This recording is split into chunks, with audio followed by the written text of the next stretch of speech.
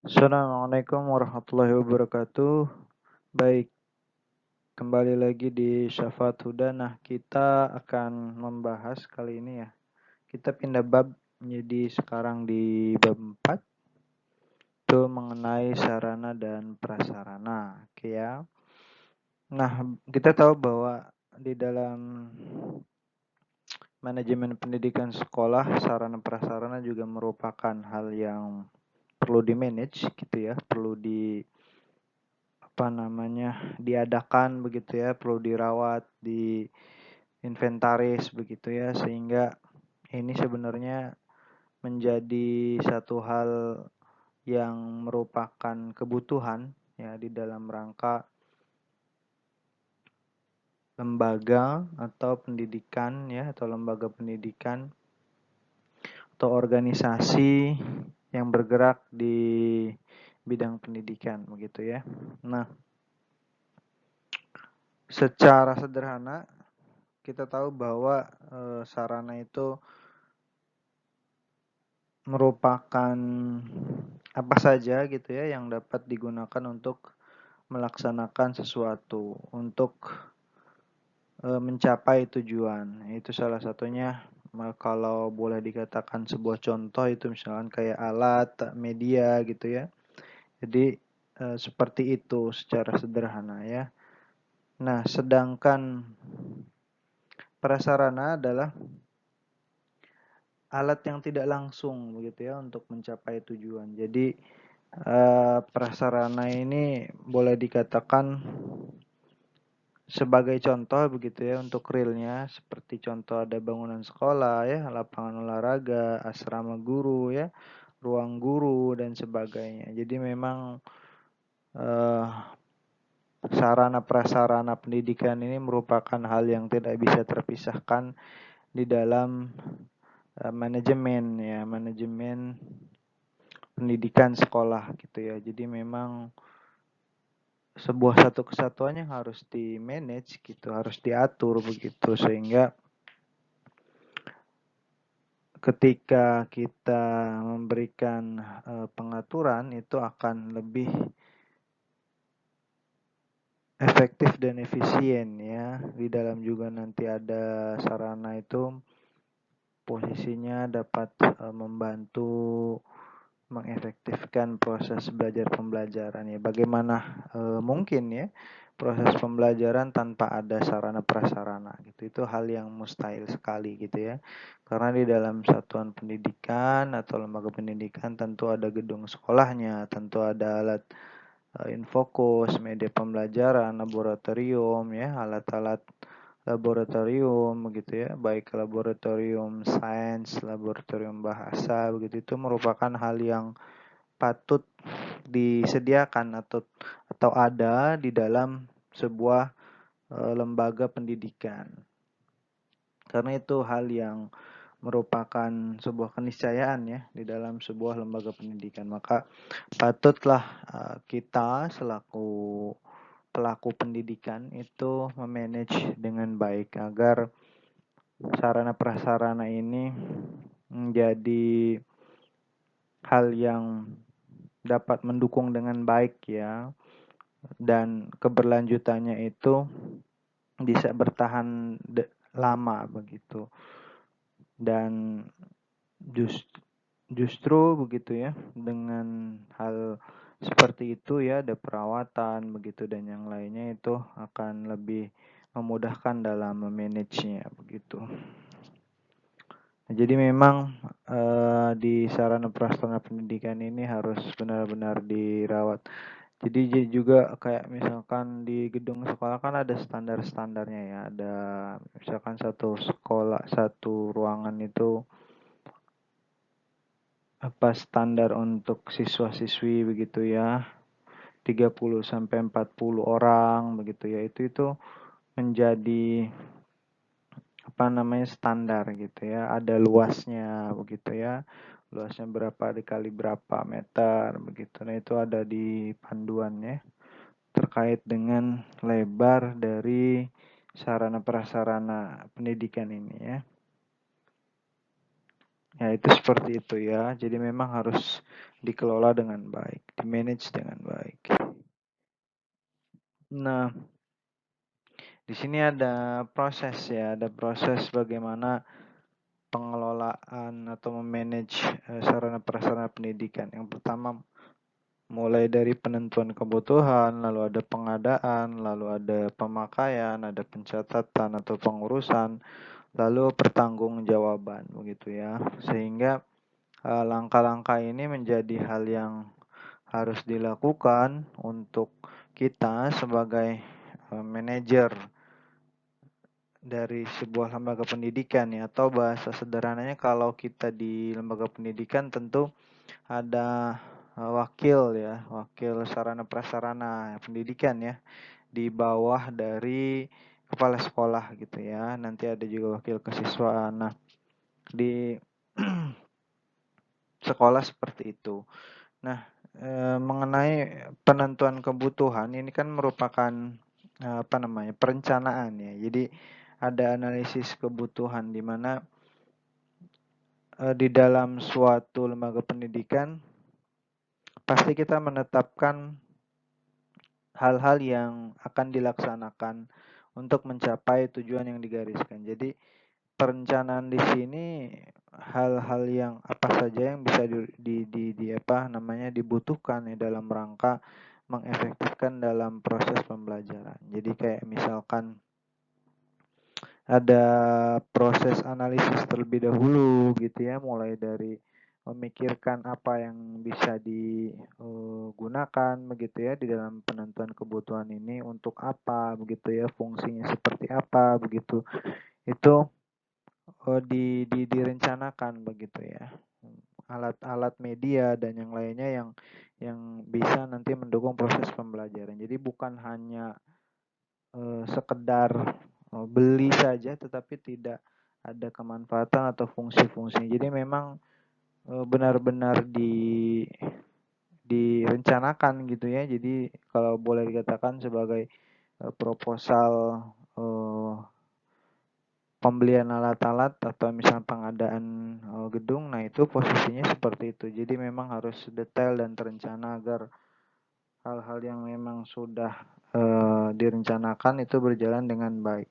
Jadi bukan hanya sekedar beli-beli saja, tetapi melihat dari kebutuhan yang memang dibutuhkan gitu ya, alat-alat yang dibutuhkan. Jadi nanti ketika kita ada pengadaan itu tepat guna gitu, kemanfaatannya digunakan untuk proses kegiatan belajar mengajar gitu. Nah, seperti itu ya. Jadi bukan hanya sekedar beli-beli saja gitu, tapi tidak ada kemanfaatannya. Nah, itu menjadi hal yang penting ya gitu. Jangan sampai tidak tepat guna gitu ya. Ya, tentu secara integral itu akan meningkatkan kualitas proses belajar mengajar gitu ya. Dan perencanaan itu kan harus jelas begitu ya, tidak serampangan gitu. Misal mulai dari tujuan sasaran, lalu jenis dan bentuk tindakan, terus ada petugas pelaksananya, misalkan guru begitu ya. Lalu bahan dan peralatan yang dibutuhkan, lalu kapan, misalkan di mana kegiatan dilaksanakan gitu ya. Harus diingat bahwa juga secara sederhana perencanaan yang baik itu adalah yang realistis. Jadi bukan yang ngadi-ngadi gitu ya, seperti itu. Lalu juga di dalam proses perencanaan penentuan kebutuhan juga ada kesepakatan bersama gitu ya. Lalu ada mengikuti pedoman ya, standar jenis kuantitas dan kualitas sesuai dengan skala prioritas. Jadi benar-benar diuraikan, dijelaskan dengan detail. Jadi bukan hanya sekedar beli barang tetapi tidak melihat kualitasnya, tidak melihat standarnya. Nah, seperti itu. Nah, semuanya mengikuti prosedur yang berlaku gitu ya. Bisa juga kalau misalkan di dalam proses penentuan kebutuhan ini komite sekolah itu diikut sertakan gitu, itu boleh gitu ya. Dan selanjutnya ada fleksibel dan dapat menyesuaikan dengan keadaan perubahan situasi dan kondisi. Jadi sesuai dengan situasi kondisi yang real gitu. Jadi kekinian lah ya gitu terkait dengan analisis penentuan kebutuhan ini gitu. Sehingga benar-benar nanti akan mendukung proses integralitas keefektifan di dalam pembelajaran gitu ya. Nah, selanjutnya di pengadaan. Nah, pengadaan juga sama ini ya posisinya. Jadi, keseluruhan kegiatan yang dilakukan dengan cara menghadirkan atau tidak ada menjadi sarana dan prasarana pendidikan berdasarkan hasil perencanaan. Jadi memang ya merupakan fungsi operasional gitu ya, fungsi operasional dalam manajemen sarana prasarana pendidikan persekolahan gitu. Sehingga hakikatnya ya eh, pengadaan ini merupakan serangkaian kegiatan untuk menyediakan sarana dan prasarana pendidikan persekolahan. Ya tentu dengan sesuai dengan kebutuhan, baik berkaitan dengan jenis dan spesifikasi, jumlah waktu ya, tempat dan harga ya maupun sumber yang dapat dipertanggungjawabkan. Jadi berkaitan dengan penentuan atau perencanaan kebutuhan pengadaan juga memang harus secara realistis itu diperhitungkan ya. Mulai dari kita menganalisis ya, menganalisis terhadap materi pelajaran ya, yang mana yang membutuhkan alat atau media dalam penyampaiannya. Jadi kayak tadi ya, kalau di sains itu misalkan biologi, kimia, fisika itu kan harus dianalisis ya alat-alat dan bahan yang membutuhkan praktikum. Apalagi sekarang kurikulum merdeka. Nah, itu benar-benar harus disesuaikan gitu ya. Apakah membeli kit tutorial praktikum fisika, praktikum biologi, praktikum kimia gitu ya. Atau ada lab bahasa gitu ya. Tentu ada PC gitu kan, ada headset gitu kan, audio speaker dan lain-lain gitu ya. Itu juga merupakan hal yang patut dianalisis gitu pengadaan seperti itu tadi ya. Yang kedua itu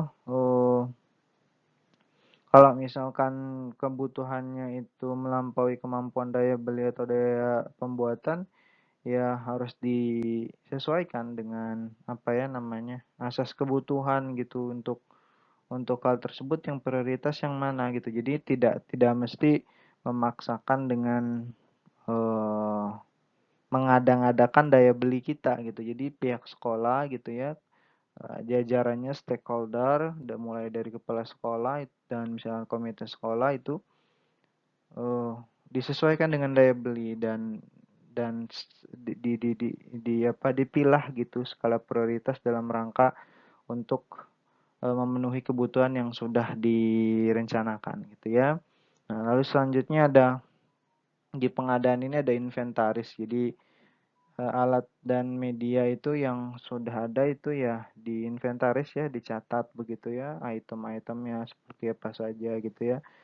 Ya fungsinya untuk menjaga standar dan kualitas dari alat dan media atau bangunan yang memang sudah dimiliki gitu ya. Lalu mengadakan seleksi terhadap alat pelajaran atau media yang masih dapat dimanfaatkan baik dengan reparasi atau modifikasi maupun tidak. Jadi ya setelah tadi inventaris ya dilihat lah ya barang-barang atau alat-alat atau media pembelajaran yang kira-kira bisa diperbaiki ya sederhana gitu ya tidak rusak fatal itu bisa diperbaiki gitu ya. Jadi ada apa namanya tidak melulu harus beli baru gitu. Tentu dengan tadi ya proses-proses yang baik di dalam rangka untuk menyelesaikan ketika ada kerusakan-kerusakan kecil di alat dan media yang nanti digunakan dalam rangka proses media pembelajaran gitu ya. Nah, selanjutnya tentu kalau misalkan dananya belum ada atau belum cukup ya dicari ya. Nah, tentu juga bisa dari pengambilan dana rutin dan non rutin ya atau misalkan dari DAK ya dana alokasi khusus sekolah gitu kan dari BOS gitu kan itu kan bisa. Nah, itu juga dapat membantu proses pengadaan tadi ya. Lalu bisa juga apa namanya ditunjuk atau penanggung jawab ya untuk pengadaan barang tersebut gitu ya, sehingga nanti ada tentu ya di dalam proses penunjukan itu harus kita melihat orang-orang yang kredibel sehingga secara integritas eh, akan melakukan pengadaan barang itu dengan standar dan kualitas yang memang sudah ditetapkan di awal gitu ya, seperti itu. Nah, selanjutnya pemakaian. Nah, pemakaian ini juga menjadi hal yang penting. Jadi kalau misalkan kita di lab begitu ya, itu harus ada SOP, standar operasional prosedur atau panduan-panduan dalam rangka untuk menjaga dan merawat alat-alat atau media yang memang digunakan di dalam proses pembelajaran. Jadi bukan hanya asal pakai gitu ya, kayak misalkan preparat gitu ya, mikroskop, terus ada praktikum kimia, tabu elemer, atau misalkan ada autoklav gitu ya, komputer gitu, PC gitu. Itu semuanya harus ada SOP. Jadi harus ada SOP sehingga uh, bisa jangka panjang gitu ya. Seperti itu. Nah, selanjutnya ada pencatatan dan pengurusan. Nah, tentu pencatatan dan pengurusan ini juga menjadi hal yang penting ya gitu. Nah, sehingga akan tercatat, terinventaris dengan baik gitu. Jadi bukan hanya bukan hanya pakai saja, tetapi tidak dicatat dan tidak dirawat. Nah, itu menjadi hal yang sangat blunder ya gitu, karena biasanya alat-alat dan media itu kan tergantung pemakaian. Dan kalau misalkan kita merawatnya dengan baik begitu ya, gedung gitu ya, kursi dan yang lainnya gitu, itu tentu akan bertahan lama gitu. Berbeda kalau misalkan tidak ada pencatatan dan pengurusan. Karena kan nanti kan terkait dengan itu kan nanti kan stakeholder struktural kan berubah begitu ya, entah itu setiap setahun sekali, 2 tahun sekali, atau 3 tahun sekali, sehingga itu menjadi juga dasar di dalam rangka untuk mengefektifkan dan mengefisienkan apakah ada kemajuan, apakah ada kemunduran, apakah ada penambahan alat-alat atau media yang digunakan. Itu juga menjadi hal yang perlu dilakukan gitu. Lalu selanjutnya ada pertanggungjawaban. Nah, ini pertanggungjawaban biasanya ada LPJ ya. Nanti di akhir ada laporan dari PJ terkait dengan alat dan bahan ini, sarana prasarana, yang itu akan mencatat ya, atau di dalam LPJ-nya ada alat-alat yang baru, alat-alat yang lama itu ada berapa begitu. Lalu nanti diperlukan misalkan alat yang baru diperlukan untuk reparasi begitu. Jadi di situ nanti akan jelas gitu ya, penggunaan semua sarana prasarana yang ada itu dapat dipertanggungjawabkan dengan baik. Nah, inilah fungsinya dari manajemen sarana prasarana pendidikan gitu. Jadi benar-benar dilakukan gitu. Walaupun sederhana, ini akan menjadi panduan atau tonggak berjalannya efektifnya proses pembelajaran di kelas gitu. Dan kalau misalkan kita lihat kan di sekolah-sekolah itu kan, kalau misalkan ada laboratorium sains atau IPA itu ada gitu PJ-nya, laboratorium sosial atau bahasa itu ada PJ-nya, itu masing-masing ada PJ. Nah, PJ-PJ itu ditunjuk memang gunanya untuk memanage dan mengelola itu, sehingga di dalam proses proses dari pembelajaran itu bisa sesuai SOP, bisa terjamin gitu, bisa terlaksana dengan efektif dan efisien gitu ya.